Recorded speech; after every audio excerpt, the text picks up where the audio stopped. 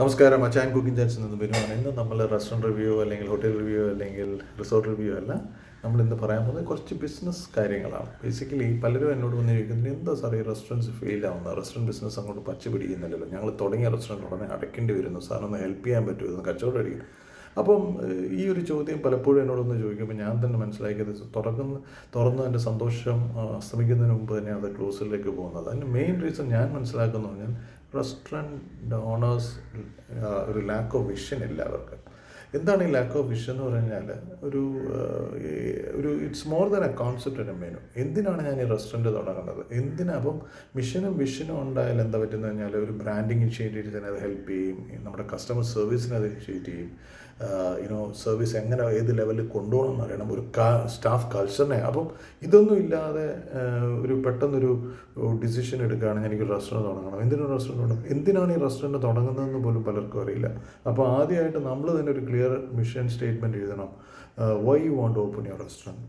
അത് എന്ത് കാരണമായിക്കോട്ടെ, എൻ്റെ വൈഫ് നല്ലതായിട്ട് കുക്ക് ചെയ്യും, എനിക്ക് ഫുഡ് കഴിക്കാൻ ഇഷ്ടമാണ്, എനിക്ക് നല്ല നല്ല ഭക്ഷണങ്ങൾ നാട്ടിലേക്ക് കൊണ്ടുവരണം, ഇതൊക്കെ ഓക്കെ ആണെങ്കിലും why you want to start this restaurant has to come from the ഇൻവെസ്റ്ററിൻ്റെ മനസ്സുകൊണ്ട് ആഗ്രഹിക്കുന്ന ഒരു കാര്യമാണെങ്കിൽ ഞാൻ എന്തിന് തുടങ്ങണം. വെറുതെ ഈ ഒരു ഉത്തരം പറയരുത്, സാറേ 50% മുടക്കി കഴിഞ്ഞാൽ 50% പ്രോഫിറ്റ് ആണല്ലോ, അല്ലെങ്കിൽ ഫുഡ് കോസ്റ്റ് ഒക്കെ വളരെ കുറവാണല്ലോ, നമുക്ക് പെട്ടെന്ന് പൈസ ഉണ്ടാക്കാമെന്നുള്ള ഈ പരിപാടിയിലേക്ക് ഇറങ്ങാതിരിക്കുക നല്ലത്.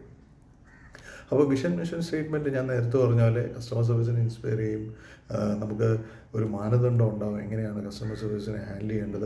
അപ്പോൾ ഞാനൊരു എക്സാമ്പിൾ പറയാം. നിങ്ങളിപ്പം ഒരു കേരള റെസ്റ്റോറൻറ്റ് നമ്മളിപ്പം ഔട്ട്സൈഡ് കേരള തുടങ്ങുന്നു എന്ന് വെച്ചോളൂ, അല്ലെങ്കിൽ വേണ്ട കേരളത്തിൽ തന്നെ തുടങ്ങുന്നു. ആ റെസ്റ്റോറൻറ്റിലൂടെ നമ്മൾ ഉദ്ദേശിക്കേണ്ടത് എന്താണെന്ന് കഴിഞ്ഞാൽ, ഒരു മിഷൻ സ്റ്റേറ്റ്മെൻറ്റ് നമ്മൾ എഴുതണം, ഒരു ഇൻസ്പയർ ദ മെനു. ആ മെനു എന്ന് പറയുമ്പോൾ ഫാമിലി റെസിപ്പീസ്, ഫാമിലി ഒരു ക്ലാസിക് ഡിഷസ്, നമ്മുടെ നാട്ടുപുറങ്ങളിൽ കാണുന്ന കാര്യങ്ങളൊക്കെ അത് പറിച്ച് നടണം. അപ്പം നമ്മളിപ്പം ചെന്നൈയിലോ ബോംബെയിലൊക്കെ ആണെങ്കിൽ ആ ഒരു ഡിഷസ് അവിടേക്ക് വരുമ്പോഴത്തേക്ക് അതിൻ്റെ ഒറിജിനാലിറ്റി അവിടെ കൊണ്ടുവരാൻ ശ്രമിക്കുക. കപ്പയും അല്ലെങ്കിൽ പാൽക്കഞ്ഞി ആണെങ്കിൽ ശരി, അതിൻ്റെ ഒരു ഒറിജിനാലിറ്റി അവിടെ കൊണ്ടുവരാൻ ശ്രമിക്കുക. അതിലൂടെ നമ്മൾ എന്താ ചെയ്യുന്നു കഴിഞ്ഞാൽ, അപ്പോൾ ഒരു വിഷനായി കേരള ഫുഡാണ് വേണ്ടത്, കേരള മെനു ആണ് വേണ്ടത്, ഏതൊക്കെ ഡിഷസാണ് ഫാമിലി ഞാൻ കഴിച്ച് മറന്നുപോയ കുറേ സംഭവം കേരളത്തിൽ നിന്ന് ഇവിടെ കൊണ്ടുവരണം.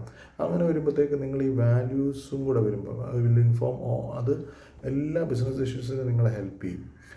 അപ്പം നിങ്ങളുടെ കസ്റ്റമേഴ്സിനെ നിങ്ങളെങ്ങനെ ഹാൻഡിൽ ചെയ്യണം, നിങ്ങളുടെ സ്റ്റാഫിനെ എങ്ങനെ ഹാൻഡിൽ ചെയ്യണം, നമ്മുടെ ലോഗോ ഡിസൈൻ എങ്ങനെ ആയിരിക്കണം, നമ്മുടെ ഇൻറ്റീരിയർ ഡിസൈൻ എങ്ങനെ. So everything works with a mission and vision. അപ്പോൾ അതിന് വെറുതെ പൈസ മോഹിച്ചതിനകത്ത് വന്ന് ചാടരുത്. പൈസ വരും, provided that you have a right vision and mission. And അതിനുവേണ്ടി നിങ്ങൾ നല്ലൊരു മിഷൻ സ്റ്റേറ്റ്മെൻറ്റ് എഴുതുക. അത് നിങ്ങളുടെ ബിസിനസ്സെ സ്വാഭാവികമായിട്ട് നിങ്ങളെ ഹെൽപ്പ് ചെയ്യും. അപ്പം ഒരു കാരണം ഞാൻ പറഞ്ഞു, അടുത്ത കാരണത്തിനായിട്ട് നിങ്ങൾ കാത്തിരിക്കുക. നന്ദി, നമസ്കാരം.